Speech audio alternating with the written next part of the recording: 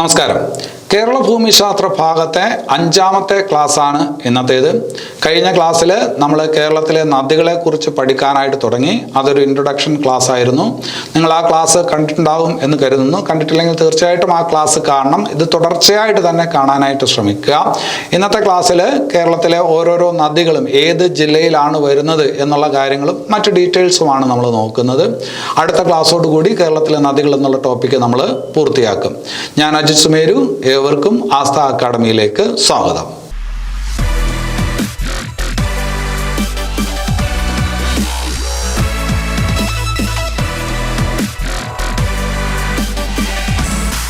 കഴിഞ്ഞ ക്ലാസ്സിൽ നമ്മൾ മനസ്സിലാക്കിയതാണ് കേരളം നദികളുടെ നാടാണ്, അല്ലേ? അതുപോലെ തന്നെ നമ്മൾ മനസ്സിലാക്കിയതാണ് നദികളുടെ ജില്ലയാണ് ഏത്? കാസർഗോഡ്. കാസർഗോഡ് ജില്ലയിലൂടെ ഏറ്റവും കൂടുതൽ നദികൾ ഒഴുകുന്നു. 12 നദികൾ. കേരളത്തിൽ ഏറ്റവും കൂടുതൽ നദികൾ ഒഴുകുന്ന ജില്ലയാണ് കാസർഗോഡ്. 12 നദികൾ. ഒരു പക്ഷേ ഞാൻ 12 എന്ന് പറയുമ്പോൾ നിങ്ങൾക്ക് സംശയം വരുമായിരിക്കും. ചില പുസ്തകങ്ങളിൽ 11 കണ്ടിട്ടുണ്ടാവും. ഞാൻ ഈ പറയുന്നത് കേരള ഗവൺമെൻറ്റിൻ്റെ ഔദ്യോഗിക വെബ്സൈറ്റിൽ നിന്നുള്ള കാര്യങ്ങളാണ്. അതിനകത്ത് 12 നദികൾ കൊടുത്തിട്ടുണ്ട്. 12 നദികൾ ഏതെല്ലാം എന്നും കൊടുത്തിട്ടുണ്ട്. അപ്പോൾ അതുകൊണ്ട് അതിനകത്ത് വ്യക്തതയുണ്ട്. 12 നദികൾ. കാസർഗോഡ് ജില്ലയിൽ കൂടെ ഒഴുകുന്ന നദികൾ എത്രയാണെന്ന് ചോദിച്ചാൽ 12 നദികളാണ്. അതിലെ നദികളെ ചിലതിനെയൊക്കെ നിങ്ങൾക്ക് അറിയാം. ഒന്ന് ചന്ദ്രഗിരി പുഴ. ചന്ദ്രഗിരി പുഴ ഒഴുകുന്നത് ഏത് ജില്ലയിലൂടെയാണെന്ന് നിങ്ങൾക്ക് അറിയാം. കാസർഗോഡ് കൂടിയാണ്. അതുപോലെ തന്നെ മഞ്ചേശ്വരം, കാസർഗോഡ്. അതുപോലെ ശ്രദ്ധിച്ചു വെക്കേണ്ട ഒരു നദിയാണ് ഷിറിയപ്പുഴ. ഷിറിയപ്പുഴ. ഷിറിയപ്പുഴ വെള്ളപ്പൊക്കവുമായിട്ടൊക്കെ ബന്ധപ്പെട്ട് കേൾക്കുന്ന ഒരു പേര് കൂടിയാണ്. ശ്രദ്ധിച്ചു വെക്കണം. ഷിറിയപ്പുഴ കാസർഗോഡ് കൂടി ഒഴുകുന്ന ഒരു നദിയാണ്. പിന്നെ അത് കഴിഞ്ഞിട്ട് മൊഗ്രാൽ, ചിത്താരിപ്പുഴ. മൊഗ്രാൽ, ചിത്താരിപ്പുഴ, ഷിറിയപ്പുഴ, മഞ്ചേശ്വരം പുഴ, ചന്ദ്രഗിരി പുഴ. പിന്നെ അത് കഴിഞ്ഞിട്ട് ഉപ്പളം പുഴ. ഉപ്പളം പേര് കേൾക്കുമ്പോൾ തന്നെ അറിയാം കാസർഗോഡാണ്. ഉപ്പളം പുഴ. നീലേശ്വരം പുഴ. കാസർഗോഡുള്ള ഒരു സ്ഥലത്തിന്റെ പേരാണ് നീലേശ്വരം. നീലേശ്വരം പുഴ. ബേക്കൽ പുഴ, അല്ലെ? ബേക്കൽ കോട്ട നിങ്ങൾ കേട്ടിട്ടുണ്ട്. ബേക്കൽ പുഴ തുടങ്ങിയ നദികളെല്ലാം ഒഴുകുന്ന ജില്ലയാണ് ഏത്? കാസർഗോഡ്. അപ്പോൾ ഇതിൽ ഏതെങ്കിലും ഒരു നദി തരുമ്പോൾ അത് ഏത് ജില്ലയിൽ കൂടി ഒഴുകുന്നു എന്ന് ചോദിച്ചാൽ പറയാനായിട്ട് പറ്റണം. ശ്രദ്ധിച്ചു വെക്കേണ്ട പേരാണ് ഷിറിയപ്പുഴ, മൊഗ്രാല്, ചിത്താരിപ്പുഴ. ബാക്കിയുള്ള കേൾക്കും പറയാൻ പറ്റും. ഷിറിയപ്പുഴ, മൊഗ്രാൽ, ചിത്താരിപ്പുഴ എന്നിവ ഒഴുകുന്നത് ഏത് ജില്ലയിൽ കൂടിയാണ്? കാസർഗോഡ് ജില്ലയിൽ കൂടിയാണ്. നമുക്കറിയാം ചന്ദ്രഗിരി പുഴ. ചന്ദ്രഗിരി പുഴ എന്ന് പറയുന്നത് കാസർഗോഡിൻ്റെ ഹൃദയഭാഗത്തു കൂടി ഒഴുകുന്ന നദിയാണ്. കാസർഗോഡ് പട്ടണത്തെ ചുറ്റി ഒഴുകുന്ന നദിയാണ് ഏത്? ചന്ദ്രഗിരി പുഴ, അല്ലെ? ആ ചന്ദ്രഗിരി പുഴയുടെ കാര്യത്തിൽ പരീക്ഷയ്ക്ക് എപ്പോഴും ചോദിക്കുന്ന ഒരു ചോദ്യമുണ്ട്. പയസ്സിനിപ്പുഴ. പയസ്സിനിപ്പുഴ എന്ന കൂടി പേരുള്ള നദി ഏതാണെന്ന് ചോദിച്ചാൽ ചന്ദ്രഗിരി പുഴയാണ്. ചന്ദ്രഗിരി പുഴയുടെ വേറൊരു പേരാണ് ഏത്? പയസ്സിനിപ്പുഴ. ശരി. ഇനി അത് കഴിഞ്ഞിട്ട് കാസർഗോഡിന്റെ കാര്യം പറയുമ്പോൾ കാസർഗോഡ് ഒരുപാട് കോട്ടകളുണ്ട്. പ്രധാനമായിട്ടും ബേക്കൽ കോട്ട നിങ്ങൾ കേട്ടിട്ടുണ്ടാവും. ഹോസ്ദുർഗ് കോട്ട, അല്ലെ? ബേക്കൽ കോട്ട, ഹോസ്ദുർഗ് കോട്ട, ചന്ദ്രഗിരി കോട്ട. ചന്ദ്രഗിരി കോട്ട, ബേക്കൽ കോട്ട, ഹോസ്ദുർഗ് കോട്ട പോലുള്ള കോട്ടകൾ കാസർഗോഡ് ഉണ്ട്. അതുകൊണ്ട് തന്നെ കാസർഗോഡിനെ പറയാറുണ്ട് കോട്ടകളുടെ നാട്. കോട്ടകളുടെ നാട് എന്നറിയപ്പെടുന്ന ജില്ല ഏതെന്ന് ചോദിച്ചാലും ഏതാണ്? കാസർഗോഡാണ്. അതുപോലെ തന്നെ കാസർഗോഡിനെ നമ്മൾ പറയും സപ്തഭാഷാ സംഗമ ഭൂമി. സപ്തഭാഷാ സംഗമ ഭൂമി, അല്ലെ? കേരളത്തിൽ ഏറ്റവും കൂടുതൽ നദികൾ ഒഴുകുന്ന നാടാണ്, ജില്ലയാണ് കാസർഗോഡ് എന്ന് പറഞ്ഞു. അതുപോലെ തന്നെ ഏറ്റവും കൂടുതൽ ഭാഷകൾ സംസാരിക്കപ്പെടുന്ന ജില്ലയും ഏതാണ്? കാസർഗോഡാണ്. അവിടെ മലയാളം ഭാഷ സംസാരിക്കും, കന്നഡ ഭാഷ സംസാരിക്കും, തുളു ഭാഷ സംസാരിക്കും. ശ്രദ്ധിച്ചു വെക്കുക, ബ്യാരി ഭാഷ. ഏതാണ്? ബ്യാരി ഭാഷ. മലയാളമുണ്ട്, തുളുവുണ്ട്, കന്നഡയുണ്ട്, ബ്യാരിയുണ്ട്. പിന്നെ അത് കഴിഞ്ഞിട്ട് കൊങ്കിണിയുണ്ട്, മറാത്തിയുണ്ട്, ഉറുദു എന്നിങ്ങനെയുള്ള ഭാഷകൾ സംസാരിക്കുന്നവർ ഉള്ള ജില്ലയാണ്. അതുകൊണ്ട് കാസർഗോഡിനെ പറയും സപ്തഭാഷാ സംഗമ ഭൂമി. അപ്പോൾ പരീക്ഷയ്ക്ക് ചോദിക്കും ബ്യാരി ഭാഷ സംസാരിക്കുന്നവർ താഴെ പറയുന്നതിൽ ഏത് ജില്ലയിലുള്ളവരാണ് എന്ന് ചോദിച്ചാൽ ചോദിച്ചാൽ അതേത് ജില്ലയാണ്? അത് കാസർഗോഡ് ജില്ലയാണ്. കൊങ്കണി ഭാഷ സംസാരിക്കുന്നവരും ഉറുദു ഭാഷ സംസാരിക്കുന്നവരും മറാഠി ഭാഷ സംസാരിക്കുന്നവരും തുളു കന്നഡ ഭാഷ സംസാരിക്കുന്നവരും ഒക്കെ ഉള്ള ഒരു ജില്ലയാണ് കാസർഗോഡ് എന്ന് മനസ്സിലാക്കി വെക്കുക. പരീക്ഷയ്ക്ക് ചിലപ്പോൾ അതൊരു വിലപ്പെട്ട മാർക്ക് നിങ്ങൾക്ക് തന്നേക്കും. ഇനി അത് കഴിഞ്ഞിട്ട് അടുത്ത ജില്ലയിലോട്ട് വരാം. അടുത്ത ജില്ല കണ്ണൂര്. നമ്മൾ വടക്ക് നിന്ന് തെക്കോട്ടാണ് വരുന്നത്. അപ്പൊ അടുത്ത ജില്ല കണ്ണൂരാണ്. കണ്ണൂർ എന്ന് പറയുമ്പോൾ വാഹന രജിസ്ട്രേഷൻ കോഡ് KL13 അല്ലെ? ആ കണ്ണൂരിലെ പ്രധാനപ്പെട്ട നദികൾ പറയുമ്പോൾ ഒന്ന് വളപട്ടണം പുഴ, നമുക്കറിയാവുന്നതാണ്. വളപട്ടണം പുഴ, തലശ്ശേരി പുഴ, കേൾക്കുമ്പോൾ തന്നെ അറിയാം. വളപട്ടണം പുഴ, തലശ്ശേരി പുഴ, മാഹി പുഴ. ഏതാണ്? മാഹി പുഴ, അഞ്ചരക്കണ്ടി പുഴ. അതങ്ങോട്ട് വരണമെന്നില്ല. അപ്പോ വളപട്ടണം, തലശ്ശേരി, മാഹി, അഞ്ചരക്കണ്ടി പുഴ. പിന്നെ അത് കഴിഞ്ഞിട്ട് വളരെ പ്രധാനപ്പെട്ട ഒരു നദിയാണ് കുപ്പം പുഴ. കുപ്പം പുഴ. കുപ്പം പുഴ എന്തുകൊണ്ടാണ് വളരെ പ്രധാനപ്പെട്ട നദി എന്ന് ചോദിച്ചാൽ, നമ്മൾ ഏറ്റവും നീളമുള്ള നദികൾ ഏതൊക്കെയാണെന്ന് മനസ്സിലാക്കിയിട്ടുണ്ട്. ഏറ്റവും നീളം കുറഞ്ഞ നദി ഏതാണെന്ന് മനസ്സിലാക്കിയിട്ടുണ്ട് അല്ലെ? 44 നദികളിൽ. ആ 44 നദികളിൽ ഏറ്റവും ആഴം കൂടുതലുള്ള നദി എന്ന് ചോദിച്ചാൽ കുപ്പം പുഴയാണ്. 44 നദികളിൽ ഏറ്റവും ആഴം കൂടുതലുള്ള നദി, കേരളത്തിലെ ഏറ്റവും ആഴം കൂടുതലുള്ള നദി എന്ന് പറയുന്നത് കണ്ണൂർ ജില്ലയിൽ കൂടി ഒഴുകുന്ന കുപ്പം പുഴയാണ്. അപ്പൊ വളപട്ടണം പുഴയുണ്ട്, അതുപോലെ തലശ്ശേരി, മാഹി, അഞ്ചരക്കണ്ടി, കുപ്പം പുഴകൾ ഒഴുകുന്ന ജില്ലയാണ് ഏത്? കണ്ണൂര്. അതിൽ വളപട്ടണം പുഴയുമായി ബന്ധപ്പെട്ട് എപ്പോഴും ചോദിക്കുന്ന ഒരു ചോദ്യമുണ്ട്. പ്രസിദ്ധമായിട്ടുള്ള പറശ്ശിനിക്കടവ് മുത്തപ്പ ക്ഷേത്രം. പറശ്ശിനിക്കടവ് മുത്തപ്പ ക്ഷേത്രം എന്ന് പറയുന്നത് പ്രാകൃത ശിവന്റെ ആരാധന കേന്ദ്രമാണ്. ശിവന്റെ ആരാധന ഉള്ള ഒരു സ്ഥലമാണ് ഏത്? പറശ്ശിനിക്കടവ് മുത്തപ്പ ക്ഷേത്രം. ആ പറശ്ശിനിക്കടവ് മുത്തപ്പ ക്ഷേത്രം ഏത് നദിയുടെ തീരത്താണ് എന്ന് ചോദിച്ചാൽ അതേത് നദിയുടെ തീരത്താണ്? വളപട്ടണം നദിയുടെ തീരത്താണ്.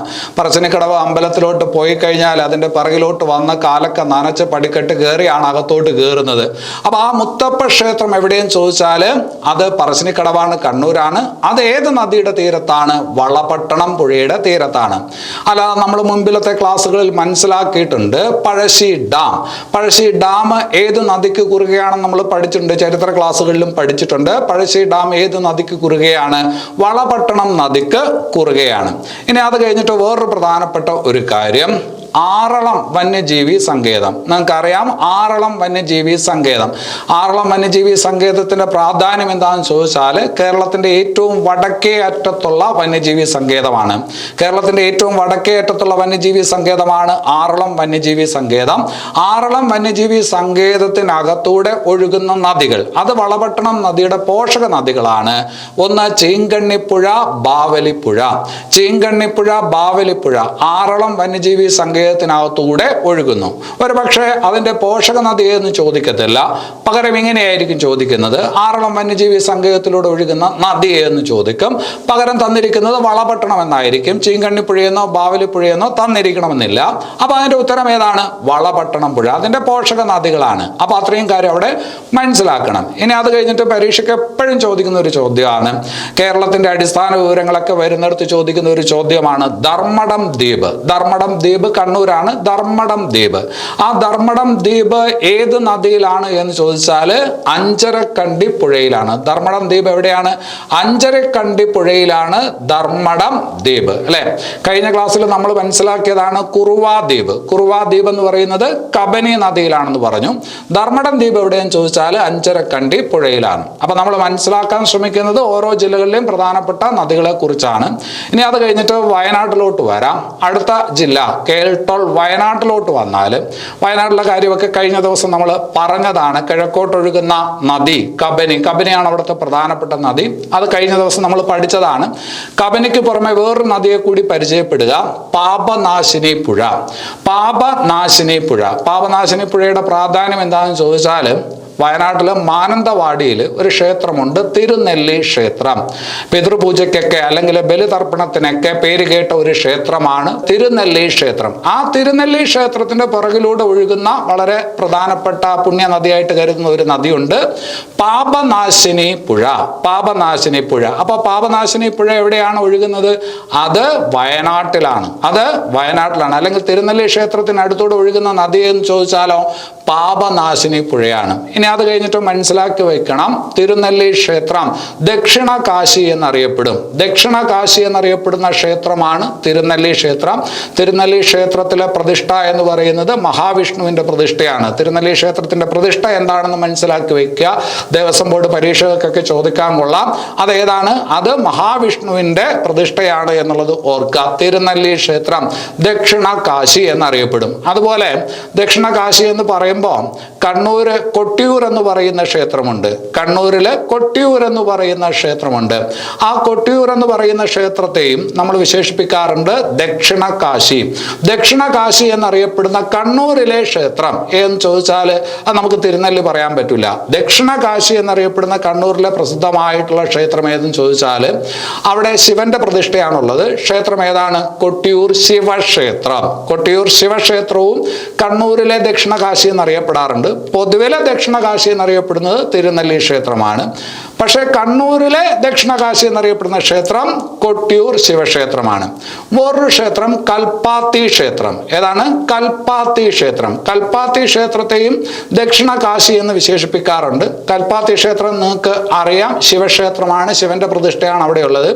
കൽപ്പാത്തി ക്ഷേത്രവും ദക്ഷിണ കാശി എന്നറിയപ്പെടാറുണ്ട്. അതുപോലെ തന്നെ കാശിയിൽ പാതി എന്നറിയപ്പെടുന്ന ക്ഷേത്രവുമാണ്. കാശിയിൽ പാതി കൽപ്പാത്തി എന്നാണ് സാധാരണഗതിയിൽ പറയണേ. കാശിയിൽ പാതി എന്നറിയപ്പെടുന്ന ക്ഷേത്രവും കൽപ്പാത്തി ക്ഷേത്രമാണ്. അതുപോലെ തന്നെ എറണാകുളം ജില്ലയിൽ ഒരു ശ്രീകൃഷ്ണസ്വാമി ക്ഷേത്രമുണ്ട്, ചേലാമറ്റം ശ്രീകൃഷ്ണസ്വാമി ക്ഷേത്രം. ചേലാമറ്റം ശ്രീകൃഷ്ണസ്വാമി ക്ഷേത്രം അത് എറണാകുളം ജില്ലയിലെ ദക്ഷിണ കാശി എന്നറിയപ്പെടുന്ന ക്ഷേത്രമാണ്. എറണാകുളം ജില്ലയിലെ ദക്ഷിണ കാശി എന്നറിയപ്പെടുന്ന ക്ഷേത്രമാണ് ചേലാമറ്റം ശ്രീകൃഷ്ണസ്വാമി ക്ഷേത്രം. കണ്ണൂർ ജില്ലയിലെ ദക്ഷിണ കാശി എന്നറിയപ്പെടുന്ന ക്ഷേത്രമാണ് ഏത്? കൊട്ടിയൂർ ശിവക്ഷേത്രം. കേരളത്തിൽ പൊതുവെ ദക്ഷിണ കാശി എന്നറിയപ്പെടുന്ന ക്ഷേത്രമാണ് തിരുനെല്ലി ക്ഷേത്രം, വയനാട് മാനന്തവാടി. അല്ലാതെ ഒരു ക്ഷേത്രം പറഞ്ഞു, കൽപ്പാത്തി ക്ഷേത്രം കാശിയിൽ പാതി എന്ന് അറിയപ്പെടുന്ന ക്ഷേത്രമാണ്. അതൊക്കെ ഒന്ന് ഓർത്ത് വയ്ക്കുക. ഇനി അത് കഴിഞ്ഞിട്ട് അടുത്ത ഒരു ജില്ലയിലോട്ട് K11 ഏതാണ്? K11 കോഴിക്കോടാണ് അല്ലെ. കോഴിക്കോടിന്റെ കാര്യം പറയുമ്പോൾ അവിടുത്തെ ഏറ്റവും പ്രധാനപ്പെട്ട നദി കുറ്റ്യാടിപ്പുഴയാണ്. കോഴിക്കോടത്തെ ഏറ്റവും പ്രധാനപ്പെട്ട നദിയാണ് ഏത്? കുറ്റ്യാടിപ്പുഴ. അല്ലാതെ കോഴിക്കോടത്തെ വേറെ പ്രസിദ്ധമായുള്ള ഒരു നദിയുണ്ട്, കോരപ്പുഴ.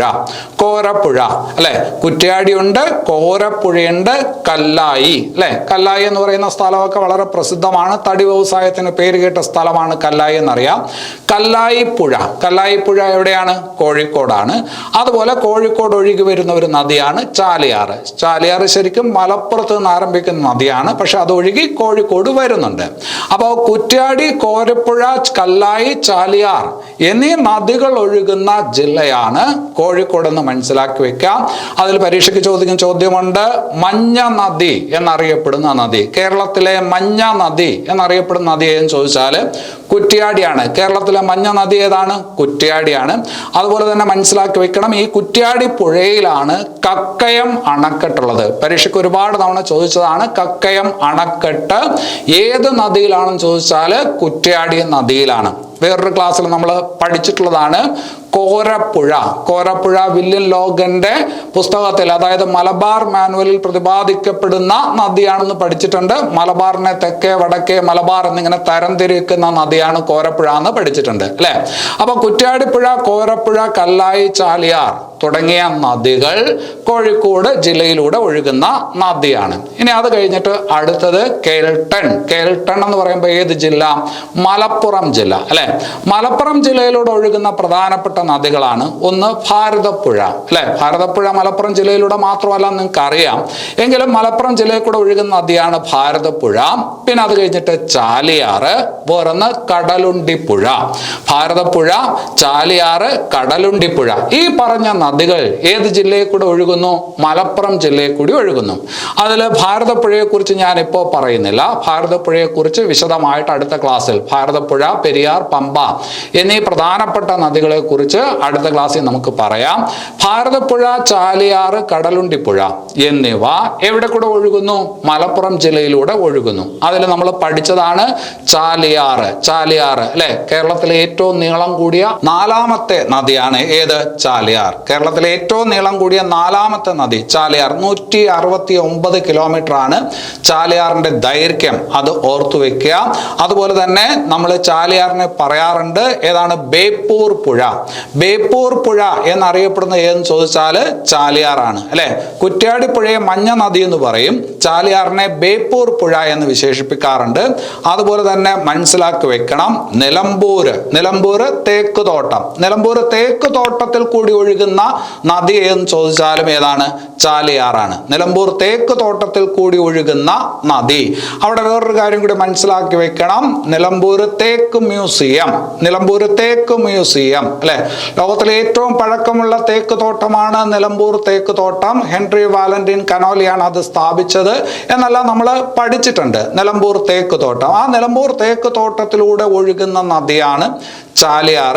അവിടെ ഒരു തേക്ക് മ്യൂസിയം ഉണ്ട്. ഇന്ത്യയിലെ ആദ്യത്തെ തേക്ക് മ്യൂസിയമാണ്. ഏതാണ്? വെളിയന്തോട്. വെളിയന്തോട് എന്ന് പറയുന്നത് നിലമ്പൂരിലെ ഈ തേക്ക് തോട്ടത്തിന്റെ ഭാഗമായി തന്നെയുള്ള ഒരു സ്ഥലമാണ്. നിലമ്പൂർ തന്നെയാണ് വെളിയന്തോട്. അപ്പൊ ഇന്ത്യയിലെ ആദ്യ തേക്ക് മ്യൂസിയം ഏത് എന്ന് ചോദിച്ചാൽ വെളിയന്തോടാണ്. അത് ഓർത്തു വെക്കണം.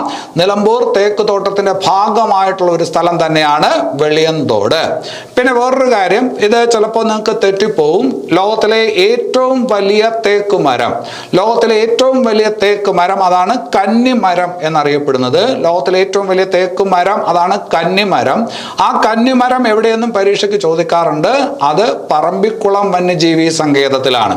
കന്നിമരം എന്ന് പറയുന്ന ആ ഏറ്റവും വലിയ തേക്ക് മരം എവിടെയാണ് എന്ന് ചോദിച്ചാൽ പാലക്കാട് ജില്ലയിലുള്ള പറമ്പിക്കുളം വന്യജീവി സങ്കേതത്തിലാണ്.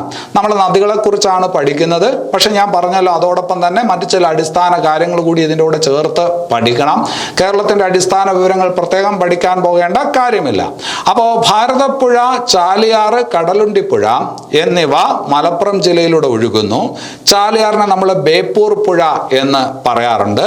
ചാലിയാർ നിലമ്പൂർ തേക്ക് തോട്ടത്തിലൂടെ ഒഴുകുന്നു. അതുപോലെ തന്നെ നിലമ്പൂർ, മാവൂർ, ഫറൂഖ്, ബേപ്പൂർ പ്രധാനപ്പെട്ട പട്ടണങ്ങളാണ്.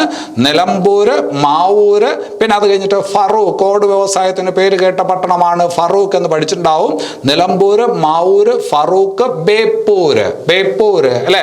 ആ ബേപ്പൂരൊക്കെ ഏത് നദിയുടെ തീരത്താണ് എന്ന് ചോദിച്ചാൽ അത് ചാലിയാറിന്റെ തീരത്താണ്. നമുക്കറിയാം ഫറൂഖ് ഒക്കെ എവിടെയാണ്? ഫറൂഖ് ഒക്കെ കോഴിക്കോടാണ് അല്ലെ. ചാലിയാർ എന്ന് പറയുന്ന നദി മലപ്പുറത്തൂടെ ഒഴുകി കോഴിക്കോടോട്ട് ചെല്ലും. അപ്പോൾ ആ പറഞ്ഞ കാര്യങ്ങൾ ഓർത്തു വെക്കണം. നിലമ്പൂർ, മാവൂർ, ഫറൂഖ്, ബേപ്പൂർ പോലുള്ള പട്ടണങ്ങൾ ചാലിയാറിന്റെ തീരത്താണ്. ഇനി അത് കഴിഞ്ഞിട്ട് അടുത്ത ജില്ലയിലോട്ട് KL9 പാലക്കാട് ജില്ലയിലോട്ട് വരുമ്പോൾ അവിടെ പ്രധാനപ്പെട്ട നദി ഭാരതപ്പുഴയാണ്. ഭാരതപ്പുഴയെ കുറിച്ച് നമുക്ക് അടുത്ത ക്ലാസ്സിൽ പഠിക്കാം. അപ്പോൾ അവിടെ നമുക്ക് തൽക്കാലം അത് സ്കിപ്പ് ചെയ്യാം. ഇനി അത് കഴിഞ്ഞിട്ട് അടുത്ത ജില്ല KL8 എന്ന് പറയുമ്പോൾ ഏത് ജില്ല? അത് തൃശ്ശൂരാണ് അല്ലെ. തൃശ്ശൂർ ജില്ലയിലെ പ്രധാനപ്പെട്ട നദികൾ എന്ന് പറയുന്നത് ഒന്ന് ഭാരതപ്പുഴയാണ്. പാലക്കാട് നിന്ന് ഉത്ഭവിച്ച് മലപ്പുറം, തൃശ്ശൂർ ജില്ലകളിലൂടെ ഒഴുകുന്ന നദിയാണ് ഏത്? ഭാരതപ്പുഴ. അപ്പോൾ ഭാരതപ്പുഴ, തൃശ്ശൂർ ജില്ലയിൽ കൂടി ഭാരതപ്പുഴ ഒഴുകുന്നുണ്ട്. പിന്നെ വളരെ പ്രധാനപ്പെട്ട നദിയാണ് ചാലക്കുടി പുഴ അല്ലെ. അപ്പൊ ചാലക്കുടി എന്ന വാക്ക് കേൾക്കുമ്പോൾ തന്നെ നമ്മൾ നേരെ തൃശ്ശൂരോട്ട് എത്തും. അപ്പൊ ചാലക്കുടി പുഴ ഏത് ജില്ലയിൽ കൂടെ ഒഴുകുന്നു? തൃശ്ശൂർ ജില്ലയിൽ കൂടെ ഒഴുകുന്ന ഒരു നദിയാണ് ചാലക്കുടി പുഴ. നമുക്കറിയാവുന്ന കാര്യമാണ്. കേരളത്തിലെ ഏറ്റവും നീളം കൂടിയ 5ാമത്തെ നദി, കഴിഞ്ഞ ക്ലാസ്സിൽ പഠിച്ചതാണ്. കേരളത്തിലെ ഏറ്റവും നീളം കൂടിയ 5ാമത്തെ നദിയാണ് ചാലക്കുടി പുഴ. അതിന്റെ ദൈർഘ്യം 144 കിലോമീറ്റർ ആണ്. അപ്പൊ കേരളത്തിലെ ഏറ്റവും നീളം കൂടിയ 5ാമത്തെ നദിയാണ് ചാലക്കുടി പുഴ. അതിന്റെ ദൈർഘ്യം 144 കിലോമീറ്റർ ആണെന്ന് ഓർത്തു വയ്ക്കുക. പരീക്ഷയ്ക്ക് ചാലക്കുടി പുഴയുടെ കാര്യത്തിൽ എപ്പോഴും ചോദിക്കുന്ന ഒരു ചോദ്യമുണ്ട്.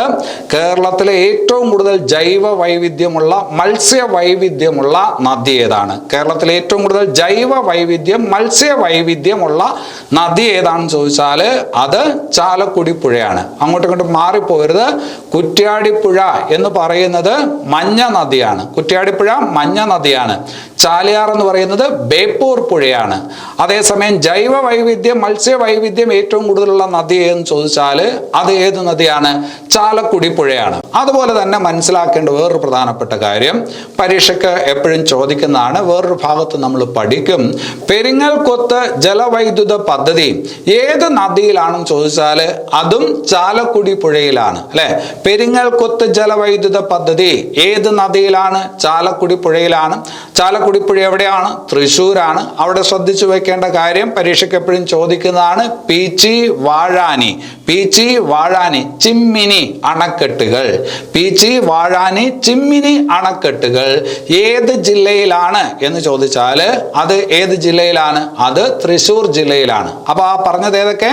പീച്ചി വാഴാനി ചിമ്മിനി അണക്കെട്ടുകൾ ഏത് ജില്ലയിലാണ് എന്ന് ചോദിച്ചാൽ ഏത് ജില്ലയിലാണ്? തൃശ്ശൂർ ജില്ലയിലാണ്. ശരി, ഇനി അത് കഴിഞ്ഞിട്ട് അടുത്ത ജില്ലയിലോട്ട് വരാം. അടുത്ത ജില്ല KL7 എറണാകുളം ജില്ല. എറണാകുളം ജില്ലയുടെ കാര്യം പറയുമ്പോൾ വളരെ പ്രധാനപ്പെട്ട നദി, ഇടുക്കിയിൽ നിന്ന് ഉത്ഭവിച്ചൊഴുകി വരുന്ന നദി പെരിയാറാണ്. പെരിയാറിനെ കുറിച്ച് നമുക്ക് അടുത്ത ക്ലാസ്സിൽ വിശദമായിട്ട് പറയാം. അപ്പോൾ ഇപ്പോൾ പെരിയാറിനെ കുറിച്ച് പറയുന്നില്ല. വേറൊരു നദിയുണ്ട്, മൂവാറ്റുപുഴയാറ്. ഏതാണ്? മൂവാറ്റുപുഴയാറ്. പിന്നെ അത് കഴിഞ്ഞിട്ട് വേറൊന്നു കൂടി ചാലക്കുടി പുഴ. ചാലക്കുടി പുഴ തൃശ്ശൂർ ജില്ലയിൽ കൂടിയും ചാലക്കുടി പുഴ ഒഴുകുന്നുണ്ട്. അതുപോലെ തന്നെ ഏത് ജില്ലയിൽ കൂടി ഒഴുകുന്നുണ്ട്? എറണാകുളം ജില്ലയിൽ കൂടി ഒഴുകുന്നുണ്ട്. അപ്പൊ അവിടുത്തെ പ്രധാനപ്പെട്ട നദി എന്ന് പറയുന്നത് പെരിയാറാണ് എറണാകുളം ജില്ലയില്. പിന്നെ വേറൊരു പ്രധാനപ്പെട്ട നദിയുണ്ട്, ഏതാണ്? മൂവാറ്റുപുഴയാറ്. ഏതാണ്? മൂവാറ്റുപുഴയാറ്. ഏറ്റവും കൂടുതൽ ജില്ലകളിലൂടെ ഒഴുകുന്ന നദി ഏത് എന്ന് ചോദിച്ചാൽ, അങ്ങനെ പരീക്ഷയ്ക്ക് ഒരു ചോദ്യം വരുമെങ്കിൽ അതിന്റെ ഉത്തരം മൂവാറ്റുപുഴയാറെന്നായിരിക്കും. അങ്ങനെ ഒരു ചോദ്യം ചോദിച്ചാൽ അതിന്റെ ഉത്തരം മൂവാറ്റുപുഴയാറെന്നായിരിക്കും. ഏറ്റവും കൂടുതൽ ജില്ലകളിലൂടെ ഒഴുകുന്ന നദി ഏത് എന്ന് ചോദിച്ചാൽ മൂവാറ്റുപുഴയാറാണ്. അതുപോലെ അവിടെ ശ്രദ്ധിച്ചു വെക്കേണ്ട ഒരു കാര്യമുണ്ട്, തരംഗം കാനം മലകളിൽ നിന്ന് ആരംഭിക്കുന്ന, തരംഗം കാനം മലകളിൽ നിന്ന് ആരംഭിക്കുന്ന നദി ഏത് എന്ന് ചോദിച്ചാലും മൂവാറ്റുപുഴയാറാണ്. പശ്ചിമഘട്ടത്തിന്റെ ഭാഗമായിട്ടുള്ള മലകളാണ് തരംഗം കാനം മലകള്. ആ തരംഗം കാനം മലകളിൽ നിന്ന് ആരംഭിക്കുന്ന നദി ഏതെന്ന് ചോദിച്ചാലും ഏതാണ്? മൂവാറ്റുപുഴയാറാണ്. ശ്രദ്ധിച്ചു വെക്കണം, ഏറ്റവും കൂടുതൽ ജില്ലകളിൽ കൂടി ഒഴുകുന്ന നദിയാണ്. ഇനി അത് കഴിഞ്ഞിട്ട് അടുത്തത് ഇടുക്കി ജില്ലയാണ്. ഇടുക്കി ജില്ല എന്ന് പറയുമ്പോൾ KL6 ഇടുക്കി ജില്ല. അവിടുത്തെ പ്രധാനപ്പെട്ട നദി എന്ന് പറയുന്നത് പെരിയാറും പെരിയാറിന്റെ പോഷക നദികളുമാണ്. അത് നമ്മൾ അടുത്ത ക്ലാസ്സിൽ പഠിക്കും. വേറൊരു നദിയെ കുറിച്ച് മനസ്സിലാക്കി വെക്കണം, തൊടുപുഴയാറ്. ഏതാണ്? തൊടുപുഴയാറ്. തൊടുപുഴയാറിന്റെ പ്രാധാന്യം എന്താണ്? ഒരിക്കലും വറ്റാത്ത കേരളത്തിലെ നദിയാണ്. ഒരിക്കലും വറ്റാത്ത കേരളത്തിലെ നദി എന്ന് ചോദിച്ചാൽ തൊടുപുഴയാറാണ്. അതെന്തുകൊണ്ടാണ് തൊടുപുഴയാറ് ഒരിക്കലും വറ്റാത്തത്? നിങ്ങൾക്കറിയാം, ഇടുക്കി ജലവൈദ്യുത പദ്ധതി അല്ലെ. ഇടുക്കി ജലവൈദ്യുത പദ്ധതിയുടെ ഭാഗമായിട്ടുള്ള പ്രവർത്തനങ്ങൾക്ക് ശേഷമുള്ള വെള്ളം ഒഴുക്കി വിടുന്നത് ഏത് നദിയിലോട്ടാണ്? തൊടുപുഴയാറിലോട്ടാണ്. അപ്പോൾ ഇടുക്കി ജലവൈദ്യുത പദ്ധതിയുടെ ഭാഗമായിട്ട് ഉപയോഗിച്ച വെള്ളമൊക്കെ ഒഴുക്കി വിടുന്നത് തൊടുപുഴയാറിലോട്ടായതുകൊണ്ട് തൊടുപുഴയാറിൽ ഒരിക്കലും വെള്ളത്തിന് ക്ഷാമം ഉണ്ടാവില്ല. തൊടുപുഴയാർ ഒരിക്കലും വറ്റത്തില്ല. അപ്പോൾ അതൊരു പ്രധാനപ്പെട്ട ചോദ്യമാണ്. ഒരിക്കലും വറ്റാത്ത കേരളത്തിലെ നദി ഏത് എന്ന് ചോദിച്ചാൽ തൊടുപുഴയാറാണ്. തൊടുപുഴയാറ് ചെന്ന് ചേരുന്നത് എവിടെയാണെന്ന് ചോദിച്ചാൽ മൂവാറ്റുപുഴയാറിലാണ്. തൊടുപുഴയാറ് എവിടെ പതിക്കുന്നു എന്നുള്ളത് മനസ്സിലാക്കി വെക്കണം, വളരെ പ്രധാനപ്പെട്ടതാണ്. മൂവാറ്റുപുഴയാറിലാണ്. അപ്പൊ അത് മനസ്സിലാക്കണം, തൊടുപുഴയാറാണ്. വേറൊരു ചോദ്യമുണ്ട്, തൊടുപുഴ പട്ടണത്തിലൂടെ. തൊടുപുഴ എന്ന് പറയുന്നത് ഇടുക്കിയിലാണ്. തൊടുപുഴ പട്ടണത്തിലൂടെ കടന്നു പോകുന്ന നദി എന്ന് ചോദിച്ചാലും ഏതാണ്? തൊടുപുഴയാറാണ്. ശരി, ഇനി അത് കഴിഞ്ഞിട്ട് അടുത്ത ഒരു ജില്ലയിലോട്ട്. അടുത്ത ജില്ല KL5 കോട്ടയം അല്ലെ. ഇടുക്കി എന്ന് പറയുമ്പോൾ KL6 ആണ്. KL5 കോട്ടയം. കോട്ടയത്തിന്റെ കാര്യം പറയുമ്പോൾ ഒരു നദി മാത്രമാണ് അവിടെ നമുക്ക് പഠിക്കാനായിട്ടുള്ളത്. അത് നിങ്ങൾക്ക് അറിയാം, മീനച്ചിലാറ്. ഏതാണ്? മീനച്ചിലാറ് അല്ലെ. കോട്ടയം പട്ടണത്തിലൂടെ ഒഴുകുന്ന നദി എന്ന് ചോദിച്ചാൽ മീനച്ചിലാറാണ്. കോട്ടയം പട്ടണത്തിലൂടെ ഒഴുകുന്ന നദിയാണ് മീനച്ചിലാറ്. മീനച്ചിലാറ് ഉത്ഭവിക്കുന്നത് വാഗമണില് കുടമുരുട്ടിയിൽ നിന്നാണ്. വാഗമൺ കുടമുരുട്ടിയിൽ നിന്നാണ് ഏത് ആരംഭിക്കുന്നത്? മീനച്ചിലാറ് ആരംഭിക്കുന്നത്. കോട്ടയം പട്ടണത്തിലൂടെ ഒഴുകുന്നു. അതുപോലെ തന്നെ നിങ്ങൾക്ക് അറിയാവുന്ന കാര്യമാണ്, ബുക്കർ സമ്മാന ജേതാവ് അരുന്ധതി റായ്, അവർക്ക് ബുക്കർ സമ്മാനം നേടിക്കൊടുത്ത കൃതിയുണ്ട്, ഗോഡ് ഓഫ് സ്മോൾ തിങ്സ്, കൊച്ചു കൊച്ചു കാര്യങ്ങളുടെ തമ്പുരാൻ എന്ന് മലയാളീകരിച്ചാൽ അങ്ങനെ വരുന്ന ഒരു പുസ്തകം. ഏതാണ്? ഗോഡ് ഓഫ് സ്മോൾ തിങ്സ് അല്ലെ. ആ പറഞ്ഞ പുസ്തകത്തിൽ പ്രതിപാദിക്കപ്പെടുന്ന നദി ഏതെന്ന് ചോദിച്ചാൽ ഏതാണ്?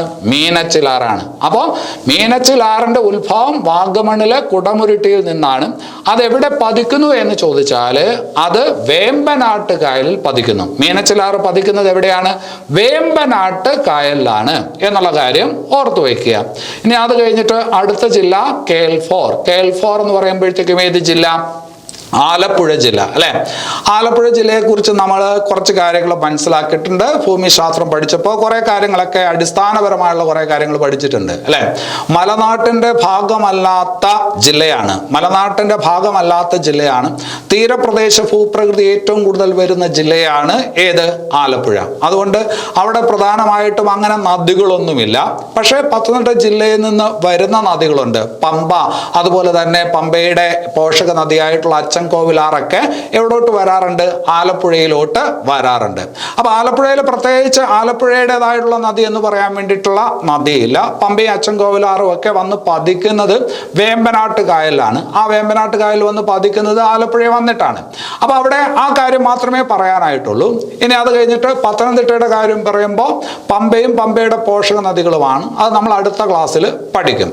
ഇനി അത് കഴിഞ്ഞിട്ട് കൊല്ലം ജില്ലയിലോട്ട് വരാം. കൊല്ലം ജില്ലയിലെ ഏറ്റവും പ്രധാനപ്പെട്ട നദിയാണ് കല്ലടയാറ്. പരീക്ഷയ്ക്ക് എപ്പോഴും ചോദ്യം വരുന്ന ഒരു ഭാഗമാണ്. കൊല്ലം ജില്ലയിലെ ഏറ്റവും പ്രധാനപ്പെട്ട നദിയാണ് കല്ലടയാറ്. കല്ലടയാറ് പതിക്കുന്നത് എവിടെയാണ് എന്നുള്ളത് നല്ല ചോദ്യമാണ്. കല്ലടയാറ് വന്ന് പതിക്കുന്നത് എവിടെയാണ്? അതിന്റെ പതനസ്ഥാനം എവിടെയാണെന്ന് ചോദിച്ചാൽ അഷ്ടമുടി കായലിലാണ്. അപ്പോൾ കൊല്ലം ജില്ലയിലെ ഒരു പ്രധാനപ്പെട്ട നദിയാണ് കല്ലടയാറ്. കല്ലടയാറ് വന്ന് പതിക്കുന്നത് അഷ്ടമുടി കായലിലാണ്. പിന്നെ അത് കഴിഞ്ഞിട്ട് അവിടെ ശ്രദ്ധിക്കേണ്ട വളരെ പ്രധാനപ്പെട്ട ഒരു കാര്യമുണ്ട്. കേരളത്തിലെ ഏറ്റവും വലിയ ജലസേചന പദ്ധതി, കേരളത്തിലെ ഏറ്റവും വലിയ ജലസേചന പദ്ധതി, തെറ്റിപ്പോവരുത്. ജലവൈദ്യുത പദ്ധതി വേറെ. ജലവൈദ്യുത പദ്ധതി എന്നുകൊണ്ട് ഉദ്ദേശിക്കുന്നത് എന്താണ്? വൈദ്യുതി ഉൽപ്പാദിപ്പിക്കാനാണ്. ജലസേചന പദ്ധതി എന്നുകൊണ്ട് ഉദ്ദേശിക്കുന്നതാണ് കൃഷി ആവശ്യങ്ങൾക്ക് വെള്ളം എത്തിക്കാൻ വേണ്ടിയിട്ടാണ്. അപ്പോൾ കേരളത്തിലെ ഏറ്റവും വലിയ ജലസേചന പദ്ധതി എന്ന് ചോദിച്ചാൽ കല്ലട ജലസേചന പദ്ധതിയാണ്. ആ കല്ലട ജലസേചന പദ്ധതിയുടെ ഭാഗമായിട്ടുള്ള അണക്കെട്ടാണ് തെന്മല അണക്കെട്ട്. തെന്മല അണക്കെട്ട് കല്ലട ജലസേചന പദ്ധതിയുടെ ഭാഗമായുള്ള അണക്കെട്ടാണ് തെന്മല അണക്കെട്ട്. അപ്പൊ കൊല്ലം ജില്ലയിലെ ഏറ്റവും പ്രധാനപ്പെട്ട നദിയാണ് ഏത്? കല്ലടയാറ് എന്നുള്ളത് ഓർത്തു വയ്ക്കുക. അതുപോലെ തന്നെ നിങ്ങൾ കേട്ടിട്ടുണ്ടാവും പുനലൂർ തൂക്കുപാലം. വളരെ ചരിത്ര പ്രാധാന്യമുള്ള ഒരു നിർമ്മിതിയാണ് പുനലൂർ തൂക്കുപാലം. 1877 പുനലൂർ തൂക്കുപാലം നിർമ്മിച്ചത്. ആ സമയത്ത് തിരുവിതാംകൂറിന്റെ ഭരണാധികാരിയായിരുന്നത് ആയില്യം തിരുനാളാണ് എന്നുള്ളത് ഓർത്തു വയ്ക്കണം. പുനലൂർ തൂക്കുപാലം നിർമ്മിച്ചതെന്നാണ് 1877. ആ സമയത്ത് തിരുവിതാംകൂറിന്റെ ഭരണാധികാരി ആരാണ്? ആയില്യം തിരുനാളാണ്. വേറൊരു കാര്യം കൂടി അവിടെ ഓർത്തു വെക്കണം. പുനലൂർ തൂക്കുപാലത്തിന്റെ ശില്പി ആര്?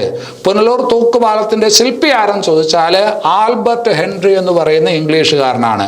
പുനലൂർ തൂക്കുപാലത്തിന്റെ ശില്പി ആരെന്ന് ചോദിച്ചാല് ആൽബർട്ട് ഹെൻറി എന്ന് പറയുന്ന ഇംഗ്ലീഷുകാരനാണ്. എന്തിനാണ് പുനലൂർ തൂക്കുപാലത്തിന്റെ കാര്യം ഇപ്പോൾ പറഞ്ഞത്? പുനലൂർ തൂക്കുപാലം ഏത് നദിക്ക് കുറുകയാണ് എന്ന് ചോദിച്ചാല് അത് കല്ലടയാറിന് കുറുകയാണ് എന്നുള്ളത് ഓർത്തു വയ്ക്കണം. അപ്പോൾ കൊല്ലം ജില്ലയിൽ നിങ്ങളുടെ ശ്രദ്ധ വരേണ്ടത് കല്ലടയാറിലോട്ടാണ്. ഇനി അത് കഴിഞ്ഞിട്ട് കേരളത്തിന്റെ ഏറ്റവും തെക്കേ അറ്റത്തുള്ള ജില്ല, അതായത് KL01 ഏത്? തിരുവനന്തപുരം. ആ തിരുവനന്തപുരം ജില്ലയിലെ നദികളെ കുറിച്ച് പറയുമ്പോൾ തിരുവനന്തപുരം ജില്ലയിലെ ഏറ്റവും നീളം കൂടിയ നദി എന്ന് ചോദിച്ചാൽ വാമനപുരം നദിയാണ്. ആ വാമനപുരം നദി ചെന്ന് പതിക്കുന്നത് എവിടെയെന്ന് ചോദിച്ചാൽ 5 തെങ്ങ് കായലിലാണ്. ഇതൊക്കെ വേറെ പല ഭാഗങ്ങളിലും നമുക്ക് ആവർത്തിക്കേണ്ടി വരും. അപ്പൊ കുറെ കൂടിയൊക്കെ വ്യക്തമാവും. ഇപ്പൊ ഇങ്ങനെ തന്നെ പഠിച്ചു പോവുക. വാമനപുരം നദി ചെന്ന് പതിക്കുന്നത് 5 തെങ്ങ് കായലിലാണ് എന്നുള്ളത് ഓർത്തു വയ്ക്കണം. ഇനി അത് കഴിഞ്ഞിട്ട് തിരുവനന്തപുരത്തിന്റെ കാര്യം പറയുമ്പോൾ തിരുവനന്തപുരത്തെ വളരെ പ്രധാനപ്പെട്ട ഒരു നദിയുണ്ട്. ഞങ്ങളെപ്പോലുള്ള ആൾക്കാരെ സംബന്ധിച്ചിടത്തോളം വളരെ പണ്ടേ അറിയാവുന്ന ഒരു നദിയാണ് കരമനയാറ്. ഏതാണ്? കരമനയാറ്. പലപ്പോഴും നമ്മൾ വീട്ടിൽ നിന്നൊക്കെ തിരുവനന്തപുരം പട്ടണത്തിലോട്ട് വരുന്നത് കരമനയാറിലെ ആ കരമന പാലം ക്രോസ് ചെയ്തിട്ടാണ്. തിരുവനന്തപുരത്തിന്റെ നഗരഹൃദയത്തിലൂടെ ഒഴുകുന്ന നദിയാണ് കരമനയാറ്. തിരുവനന്തപുരം നഗരഹൃദയത്തിലൂടെ ഒഴുകുന്ന നദി എന്ന് ചോദിച്ചാലും കരമനയാറാണ്. നിങ്ങൾ കേട്ടിട്ടുണ്ടാവും സ്ത്രീകളുടെ ശബരിമല. സ്ത്രീകളുടെ ശബരിമല എന്നറിയപ്പെടുന്നത് ആറ്റുകാൽ ദേവി ക്ഷേത്രമാണ്, അല്ലെ? ആറ്റുകാൽ ദേവി ക്ഷേത്രമാണ്. അത് ഏത് നദിയുടെ തീരത്താണെന്ന് ചോദിച്ചാലും ഈ പറഞ്ഞ കരമനയാറിന്റെ തീരത്താണ്. അപ്പോൾ കരമനയാറ് തിരുവനന്തപുരത്തിന്റെ നഗരഹൃദയത്തിലൂടെ ഒഴുകുന്ന നദിയാണ്.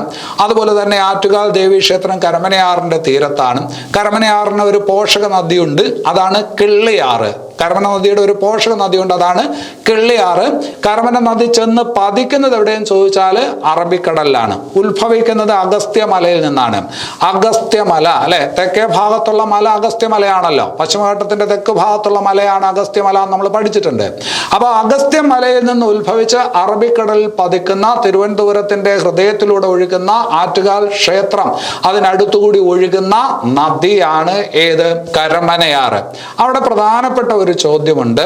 കരമനയാറിന് കുറുകെ ഒരു പാലം പണിതിട്ടുണ്ട്. 1853 ഉത്രാടം തിരുനാളിന്റെ കാലത്താണ് കരമനയാറിന് കുറുകെയായിട്ടൊരു പാലം പണിതത്. 1900 ഒക്കെ ആയപ്പോൾ ആ പാലം പൂർണ്ണമായിട്ടും പൊളിച്ച് കോൺക്രീറ്റ് പാലമാക്കി മാറ്റി. 1900 ആവുമ്പോൾ തിരുവിതാംകൂറിലെ ഭരണാധികാരി ശ്രീമൂലം തിരുനാളാണ് നിങ്ങൾക്ക് അറിയാം. 1853 തന്നെ കരമന പാലം നിർമ്മിച്ചു. അന്നത് നിർമ്മിച്ചത് ആരാണ്? അത് ഉത്രാടം തിരുനാളാണ്. പക്ഷെ അത് പൂർണ്ണമായിട്ടും കോൺക്രീറ്റിലോട്ട് മാറ്റിയത് എപ്പോഴാണ്? 1900-ലാണ്.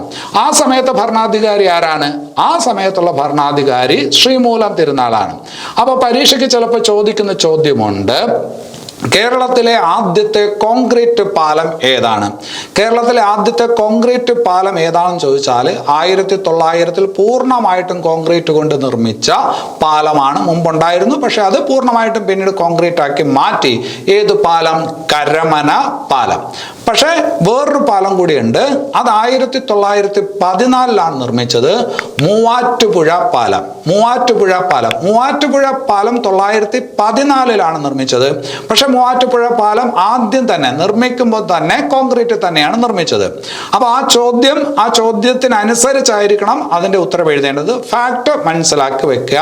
എന്തായാലും കരമന പാലം ഏത് നദിക്ക് കുറുകെയാണ്? കരമനയാറിന് കുറുകെയാണ് എന്നുള്ള കാര്യം ഓർക്കുക. പിന്നെ അത് കഴിഞ്ഞിട്ട് ശ്രദ്ധിക്കേണ്ട വളരെ പ്രധാനപ്പെട്ട ഒരു point, Peppara dam. Peppara dam എവിടെയാണ് എന്ന് പരീക്ഷയ്ക്ക് ചോദിക്കാം. തിരുവനന്തപുരം ജില്ലയിലാണ്. പേപ്പാറ വന്യജീവി സങ്കേതം എവിടെയാണെന്ന് ചോദിക്കാം. തിരുവനന്തപുരം ജില്ലയിലാണ്. ഈ പേപ്പാറ ഡാം ഏത് നദിക്ക് കുറുകെയാണ് പണിതിരിക്കുന്നത് എന്ന് ചോദിച്ചാൽ പേപ്പാറ ഡാം പണിതിരിക്കുന്നത് കരമന നദിക്ക് കുറുകെയാണ്. പേപ്പാറ ഡാം കരമന നദിക്ക് കുറുകെ പണിതിരിക്കുന്നു. പേപ്പാറ വന്യജീവി സങ്കേതം തിരുവനന്തപുരത്താണ്. അപ്പൊ അത്രയും കാര്യങ്ങൾ അവിടെ ഓർക്കണം. ഇനി അത് കഴിഞ്ഞിട്ട് വളരെ പ്രധാനപ്പെട്ട മറ്റൊരു നദിയുണ്ട് തിരുവനന്തപുരം ജില്ലയിൽ തന്നെ, നെയ്യാർ. നെയ്യാറിനെ കുറിച്ച് നിങ്ങൾ ആദ്യം തന്നെ മനസ്സിലാക്കിയിട്ടുണ്ട്. കേരളത്തിന്റെ ഏറ്റവും തെക്കേ അറ്റത്തുള്ള നദി അല്ലെ. വടക്കേ അറ്റത്തുള്ളത് മഞ്ചേശ്വരം പുഴയാണെങ്കിൽ ഏറ്റവും തെക്കേ അറ്റത്തൂടി ഒഴുകുന്ന നദിയാണ് നെയ്യാർ. നെയ്യാറിന്റെ ഉത്ഭവ സ്ഥാനവും അഗസ്ത്യമലയിൽ നിന്നാണ്. നെയ്യാറും കരമനയാറിനെ പോലെ അറബിക്കടലിലാണ് ചെന്ന് പതിക്കുന്നത്. നെയ്യാറിന്റെ കാര്യത്തിൽ ശ്രദ്ധിച്ചു വെക്കേണ്ട ഒരു പോയിന്റ്, 1888 ശ്രീനാരായണ ഗുരു 1888 ശ്രീനാരായണ ഗുരു അരുവിപ്പുറം പ്രതിഷ്ഠ നടത്തി എന്ന് കേട്ടിട്ടുണ്ടല്ലോ. ആ അരുവിപ്പുറം പ്രതിഷ്ഠ ഏത് നദിയുടെ തീരത്താണ് എന്ന് ചോദിച്ചാൽ അത് ഏത് നദിയുടെ തീരത്താണ്? നെയ്യാറിന്റെ തീരത്താണ്. അപ്പോൾ ഇന്നത്തെ ക്ലാസ് കൊണ്ട് ഉദ്ദേശിച്ചത് എന്താണ്? കേരളത്തിലെ ഓരോ നദികൾ, അതിന്റെ സ്ഥാനം, അവയെക്കുറിച്ച് ഒരു ധാരണ നിങ്ങൾക്ക് വരാൻ വേണ്ടിയിട്ടാണ്. കുറെ ചോദ്യങ്ങൾ അവിടെ നിന്ന് ഇവിടുന്നുമായിട്ട് പഠിച്ചു കഴിഞ്ഞാൽ ഇത് മനസ്സിൽ നിൽക്കത്തില്ല. ഇപ്പൊ നിങ്ങൾക്ക് ഓരോ നദിയും ഏത് ജില്ലകളിലാണ് എന്ന് മനസ്സിലായിട്ടുണ്ടെങ്കിൽ, അല്ലെങ്കിൽ ഇനി അത് ബൈ ഹാർട്ട് ചെയ്യണം. അങ്ങനെ മനസ്സിലാക്കി കഴിഞ്ഞാൽ പല ചോദ്യങ്ങളും വരുമ്പോൾ അതിന്റെ ഉത്തരം വളരെ എളുപ്പത്തിൽ തന്നെ ചോയ്സിൽ നിന്ന് കണ്ടെത്താനായിട്ട് പറ്റും. അല്ലാതെ എല്ലാം പഠിച്ചുകൊണ്ട് നമുക്ക് പരീക്ഷയ്ക്ക് പോകാനായിട്ട് പറ്റത്തില്ല. അപ്പൊ അതാണ് ഈ ക്ലാസ് കൊണ്ട് ഉദ്ദേശിച്ചത്. അടുത്ത ക്ലാസ്സിൽ പെരിയാറ്, ഭാരതപ്പുഴ, പമ്പ എന്നീ നദികളെ കുറിച്ച് കൂടി വ്യക്തമായിട്ട് ഡീറ്റെയിൽ ആയിട്ട് പഠിച്ചുകൊണ്ട് ഈ ഭാഗം പൂർത്തിയാക്കാം. അതിനുശേഷം നമ്മൾ അണക്കെട്ടുകളെ കുറിച്ചും ജലവൈദ്യുത പദ്ധതികളെ കുറിച്ചുമാണ് പഠിക്കുന്നത്. അപ്പോൾ നദികളുമായി ബന്ധപ്പെട്ട കൂടുതൽ കാര്യങ്ങൾ ആ ഭാഗത്തും വരും. അപ്പോൾ ഈ ഭാഗം പൂർണ്ണമായിട്ടും നിങ്ങളുടെ കൈപ്പിടിയിൽ ഒതുങ്ങും. അപ്പോൾ ഈ ക്ലാസ് നിങ്ങൾക്ക് ഉപകാരപ്പെട്ടു എന്ന് കരുതുന്നു. അങ്ങനെയാണെങ്കിൽ തീർച്ചയായിട്ടും ഈ ചാനൽ സബ്സ്ക്രൈബ് ചെയ്യുക, ലൈക്ക് ചെയ്യുക, കമൻറ്റ് ചെയ്യുക, ഷെയർ ചെയ്യുക, പ്രോത്സാഹിപ്പിക്കുക. എല്ലാവർക്കും നല്ലത് വരട്ടെ. നന്ദി.